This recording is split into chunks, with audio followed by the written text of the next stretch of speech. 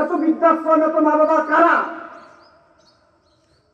এত এত মা বাবা, ওই সন্তানদের মা বাবা, যেই সন্তানকে মা বাবা শত শত হাজার হাজার লক্ষ লক্ষ টাকা খরচ করে তাকে ইঞ্জিনিয়ার বানাইছে, বিজ্ঞান নিয়ে পড়াশোনা করাইছে, ডক্টর বানাইছে, উকিল বানাইছে, ম্যাজিস্ট্রেট বানাইছে, ওই সন্তানই শেষ বয়সে মা বাবাকে বৃদ্ধাশ্রমে দিয়ে আসছে।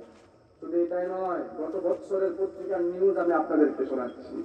মিরপুরে এক মা 12 দিন যাবৎ রাস্তায় বসে আছে, খানা খায় না, খানা পায় না।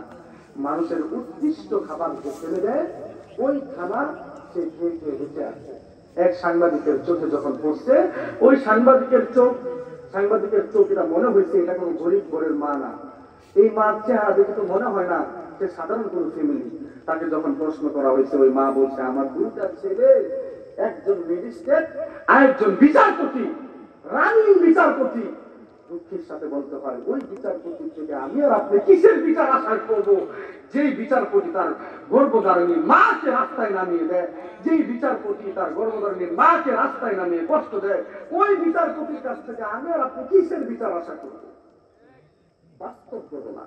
সেজন্য আপনারা এখানে অনেকে আছেন আমার বাবার বয়সী, হ্যাঁ, কেউ আছেন আমার দাদার বয়সী, আর অনেকে আছেন আমার যুবক ভাই।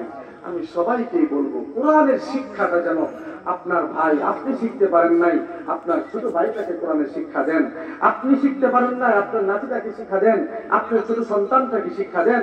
আপনার সন্তান নাই, ছেলে নাই, একটা মেয়েকে শিক্ষা দেন, যাতে করে আপনি যেদিন হাঁটতে পারবেন না, উঠতে পারবেন না, উঠলে বসতে পারবেন না, বসলে উঠতে পারবেন না, ঠিক মতো খাইতে পারবেন না, প্রস্রাব পায়খানা ঠিক মতো করতে পারবেন না, হাম্মামখানায় যেতে পারবেন না, ওই কঠিন দিনে যেন যেই মানুষটাকে কোরআনের শিক্ষায় শিক্ষিত করেছেন, আলোকিত করেছেন, ওই সন্তান যেন আপনার পাশে দাঁড়ায় এবং আপনাকে শেষ সময়ে যেন আপনার সঙ্গী হয়ে আপনার খেদমত করে। এই জন্য হলেও একজন সন্তানকে কোরআনের শিক্ষায় শিক্ষিত করা দরকার।